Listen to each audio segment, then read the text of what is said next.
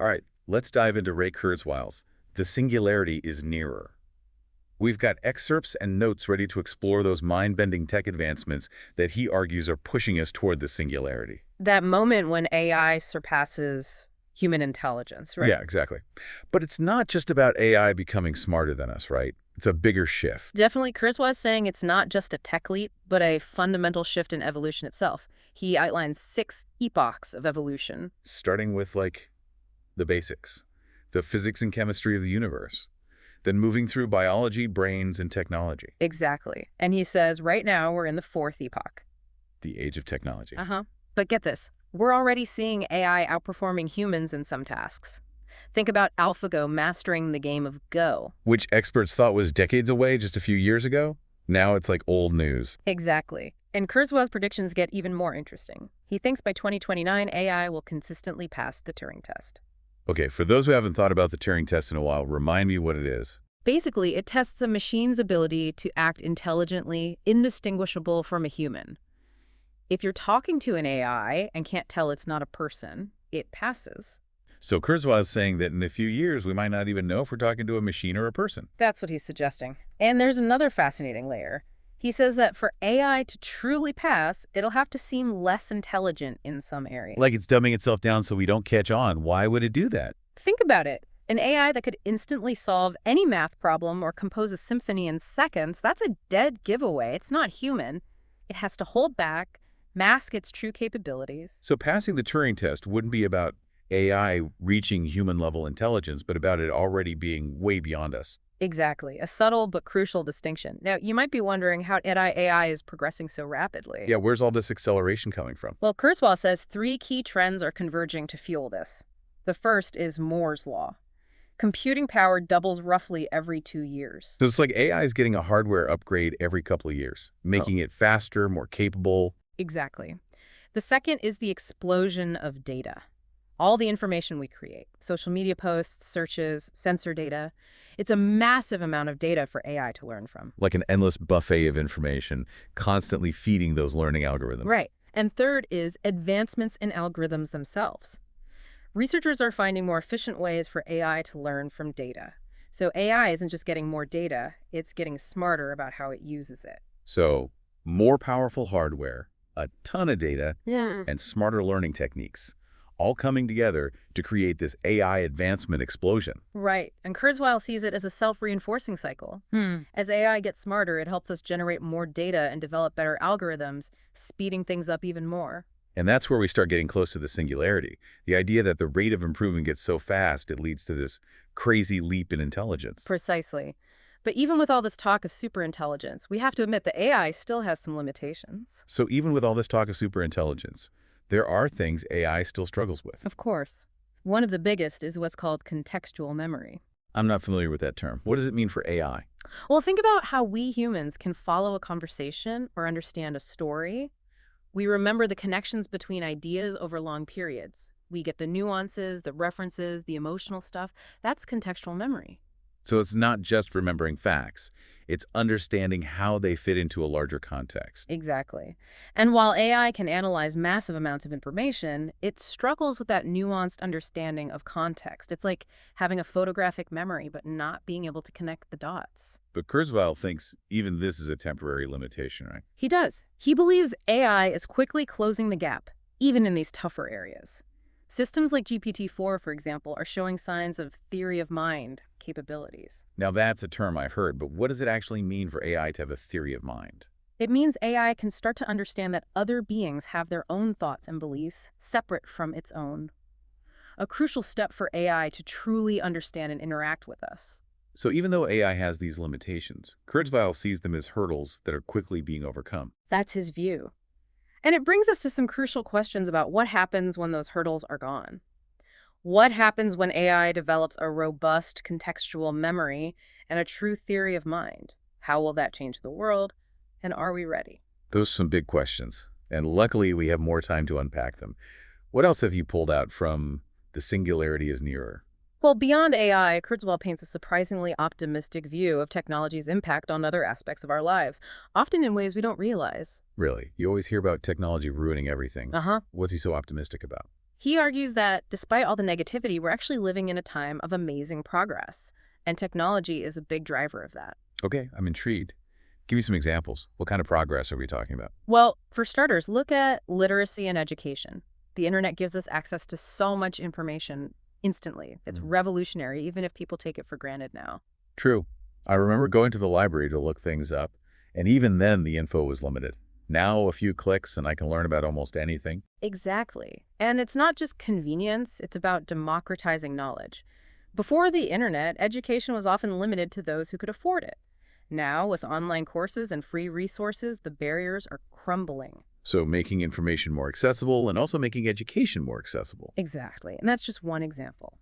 Kurzweil also talks about the huge improvements in health and longevity that we're seeing. I bet our listeners are interested in that. Everyone wants to live longer, healthier lives. What's causing this progress, according to Kurzweil? It's a combination of things. Advancements in medicine, new drugs and therapies, breakthroughs in biotechnology like gene editing and stem cell research. Even AI is speeding up medical research. It sounds like we're on the verge of a golden age of health and well-being. That's Kurzweil's perspective. He thinks tech will significantly extend our lifespan, and more importantly, our health span, the years we live in good health. Well, I'm all for more healthy years. But what about our economic well-being? A lot of people worry about losing their jobs because of automation. That's a valid concern, and one we'll discuss more later. But Kurzweil argues that while tech does disrupt existing jobs, it also creates new opportunities. This is a recurring pattern throughout history. Can you give me an example of how technology has created new jobs in the past? Think about the shift from agriculture to manufacturing. In the early 1900s, most Americans worked in agriculture. Today, it's less than 2%. Did they all become unemployed? No. They transitioned to new jobs in factories, offices, and emerging sectors. That's true. But those new jobs needed different skills. How can we ensure people can adapt and do well in this constantly changing job market? That's the key challenge. Kurzweil stresses adapting our education systems and investing in lifelong learning. We need to equip people with the skills to thrive in the jobs of the future, jobs we can't even imagine yet. It's like we're not just preparing for a new job market, we're preparing for a whole new way of working. Exactly. And this leads to another trend Kurzweil highlights, the spread of democracy. Wait, what does democracy have to do with technology? More than you might think. Kurzweil argues that tech advancements, particularly in communication and information sharing, have helped promote democratic values and empower individuals. I can see how the internet has given people a voice, a way to connect and hold those in power accountable. Precisely. And as access to information and communication tech keeps spreading globally, Kurzweil believes we'll see less authoritarianism and more democratic governance. That's a hopeful thought, especially now when things feel uncertain. It is. And here's one more trend that might surprise you, a decline in violence worldwide. Really? But we hear about wars, terrorism, and crime all the time. How can violence be declining? It seems strange, but the data backs it up. Despite what we see in the news, the numbers of wars, battle deaths, and homicides have been steadily dropping for decades. That is surprising. What explains this trend? Several factors. But Kurzweil focuses on how technology helps foster connections, encourages empathy, and provides peaceful ways to resolve conflicts. So he's saying tech isn't just about making us smarter, healthier, and wealthier, but also more peaceful and connected. Exactly. He argues that tech, when used well, can bring out our best qualities and help create a more just, prosperous, and peaceful world. That's definitely a more optimistic view of the future than we usually hear. Yeah. But you said when used well, that seems important. Absolutely. And that leads to the question of ethics. How do we make sure these powerful technologies are used responsibly for the benefit of everyone? That's a great question, and one I'm sure our listeners are eager to hear more about. We'll delve into the ethical side of the singularity in the next part of our deep dive. Stay tuned. Sounds good. So we were talking about how tech can be a force for good. But only if used wisely, which is harder than it sounds when you're talking super intelligent AI. For sure. So what's the solution? Just stop all tech development. Kurzweil doesn't think that's realistic or even a good idea. His focus is on responsible development and being proactive. It's about seeing potential problems and putting safeguards in place from the start. Okay, so be smart about managing it, not afraid of it. What specific concerns does he bring up? A big one is making sure AI aligns with human values and goals. As AI systems become more complex and independent, we have to ensure they make choices that are good for us, not harmful. Yeah, you wouldn't want a super intelligent AI making decisions that are logically sound, but go against what we believe in. Right, and that brings up the issue of unintended consequences. Even with the best intentions, it's hard to predict every outcome with complex systems like AI. Something that seems harmless now could have bad, unforeseen consequences later. So it's not just about programming the right values into AI, but also thinking about how those values could be misinterpreted or how AI might come up with solutions we never even thought of, potentially leading to unintended consequences. Exactly. And then there's the classic fear, AI getting out of control. The machines taking over, like in the movies. Yeah. Does Kurzweil think that could really happen? He doesn't rule it out completely, Yeah. but he thinks that if we focus on ethical development right from the start, we can avoid those worst-case scenarios. He stresses the need for open discussions between AI researchers, policymakers, and everyday people to set clear ethical rules. So it's not just about the technology itself, it's about how our society and politics handle it. Exactly. It's about deciding what kind of future we want and putting things in place to get us there. And speaking of tech with big implications, Kurzweil also dives into nanotechnology. For those of us who aren't scientists, give us the quick explanation. What's the big deal with nanotech? Basically, it's the ability to manipulate stuff at the atomic level, building things from the bottom up, atom by atom, with crazy precision. Okay, I see how that could be revolutionary. What applications does he see for it? Limitless possibilities. Imagine, in medicine, tiny robots that can fix cells, target diseases directly, even maybe reverse aging. Like a microscopic repair crew inside your body? That's amazing. It is. And in manufacturing, nanotech could totally change how we make stuff. Imagine building materials with specific properties from scratch, making them lighter, stronger, longer lasting. So not just small improvements, Yeah. but completely rethinking what's possible. Right. But you can imagine this level of control also has some big risks. That's what I was thinking. It seems almost too good to be true. What are some of the potential downsides? One is self-replicating nanobots. These are tiny machines that could copy themselves, which could be super useful. I get that, but what if they go haywire? That's the risk. There's a scenario called gray goo, where self-replicating nanobots malfunction and eat up all the matter on Earth. Basically, turning the planet into a giant blob of goo. Okay, that just went from amazing to terrifying. How do we stop that from happening? Kurzweil suggests designing nanobots with a broadcast architecture. Instead of having their own programming, they'd rely on an outside signal, like a radio wave, to tell them what to do. So if something goes wrong, we could just turn off the signal and the nanobots would basically shut down. That's the idea, a built-in safety mechanism to prevent them from copying out of control. Makes sense. With any tech this powerful, you got to think about the safety features from day one. Absolutely. And this leads to another fascinating concept Kurzweil explores: merging tech with human intelligence. Okay, now we're getting into sci-fi. What does he mean by that? He pictures a future where we can connect our brains to the cloud, basically expanding our neocortex without limits. Wait, connect our brains to the cloud. Are we talking literally plugging ourselves into the internet? It sounds wild. But Kurzweil points to brain-computer interfaces. These devices let us control computers with our thoughts and are already being used to help people with paralysis use prosthetic limbs. I've heard about those. It's incredible how far they've come. But Kurzweil is talking about something even more radical. He thinks these interfaces will become so advanced that we can seamlessly interact with the cloud's immense computing power, boosting our cognitive abilities beyond our physical brains. So instead of just looking up information, we could process it instantly, as if it were part of our own minds. Exactly. Imagine learning a new language in minutes or solving complex problems with ease. That's the potential of a cloud-connected neocortex. It's mind-blowing, but also makes you wonder what it means to be human. If we can download knowledge and skills, what happens to individuality? What about the self? Big questions. Kurzweil doesn't avoid them. He thinks this fusion of tech and human intelligence will fundamentally change how we define being human. It's like we'd be evolving into something new.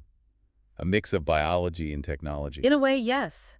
And that leads to a ton of ethical and philosophical questions about free will, consciousness, and even identity. Sounds like uncharted territory, both technologically and ethically. It is, and that's why we need to have these conversations now, before it's too late. Think about the future we want and make sure tech serves humanity, not the other way around. Well said. We've covered so much, from the speed of AI development to the mind-blowing possibilities of nanotech and brain-computer interfaces. But there's one more thing. the future of work. This is where Kurzweil's optimism is clear. He knows that automation will displace jobs, but he doesn't see it as a disaster. It's a chance to reimagine work itself. So it's not robots stealing our jobs, but a more complicated shift in the job market. Exactly. This has happened before. The Industrial Revolution replaced skilled craftspeople with factory workers. Computers automated lots of office and factory jobs. And each time, new jobs appeared in fields that didn't exist before. Exactly. Kurzweil thinks the challenge isn't stopping job losses, but adapting our skills and education to prepare for future jobs, jobs we can't even imagine yet. It's like preparing not just for a new job market, but a whole new way of working. Right. And this connects to his idea of humans and AI working together, using each other's strength to accomplish things neither could do alone. So a partnership, not a battle. Exactly. AI can enhance what we do, freeing us up to focus on things that need creativity, critical thinking, and emotional intelligence. That's much more positive than what you usually share, but it sounds like we need to make big changes. Definitely, education and lifelong learning are crucial. We need to constantly adapt and learn new skills to keep up. It's both exciting and scary. How do we prepare for such a huge shift? That's what we'll explore in the last part of our deep dive. We'll look at practical steps we can take as individuals and as a society to navigate the singularity and build a future that benefits everyone. Stay tuned. So welcome back to our deep dive into The Singularity is Nearer. Back for more. We've talked about AI outsmarting humans, plugging our brains into the cloud, the whole works. Big questions about ethics, what it means to be human, all that. As we wrap up, what do you hope people take away from all this? What's the big takeaway from Kurzweil's Singularity? The biggest thing, I think, is that the future isn't something that just happens. It's something we create with our choices and actions. That's powerful. But it also feels kind of overwhelming. Where do we even start? How can any of us affect something as huge as this tech revolution? Kurzweil talked a lot about education, critical thinking, being adaptable. The more we know about these technologies, the better we can handle the changes they bring and make good choices about how we use them. So not becoming AI or nanotech experts, but having a basic understanding of how they work and what they could mean. Exactly. Asking questions, not just accepting what you hear, and being ready to adapt and realizing this isn't just a tech revolution, it's a human one. What do you mean by that? I mean, the singularity isn't just about machines getting smarter than us. It's about humans and machines working together, combining our strengths to make something amazing. So, teamwork, not a fight. Right. And we have a big role in this teamwork. We need to set the ethical limits, steer the development, make sure tech serves our goals and values. So we can't just sit back and let tech decide everything. We need to actively shape the future. Exactly. And that's where Kurzweil's optimism comes in. He thinks if we face these challenges by working together, being creative, and remembering what makes us human, we can use tech to create a really good future. Well, I'm feeling excited and nervous about the future after all this. I think that's a good way to feel, Wei. The singularity is a complicated thing. It's something to be both amazed by and cautious of. But ultimately, it should make us think hard about what kind of world we want and what part we play in making it. Couldn't agree more. That wraps up our deep dive into The Singularity is Nearer. Thanks for joining us. Glad we could explore this together. To our listener, we hope this made you think, maybe even sparked your interest a bit. Remember, the future isn't fixed. It's waiting for us to create it. So go out there, learn, explore, invent, and help build a future worthy of us all. And on that note, we'll see you next time for another deep dive.